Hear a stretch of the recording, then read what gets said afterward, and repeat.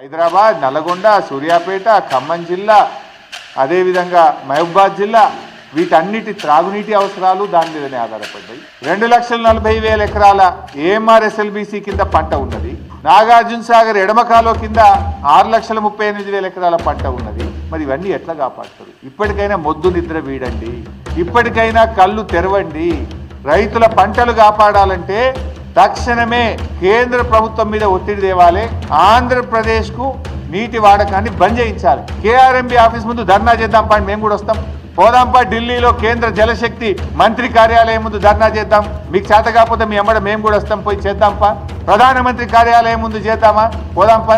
అఖిల పక్షాన్ని తీసుకొని పోండి. ఏం మిమ్మల్ని గెలిపించి పంటలు ఎండబట్టడానిక? రేపు వేసవి కాలంలో త్రాగునీటికి ప్రజలు ఇబ్బంది పెట్టడానిక?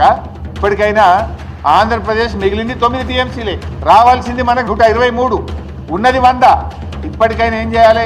తక్షణమే సాగర్ కుడి కాల్వకు నీళ్ళ విడుదల ఆపాలి.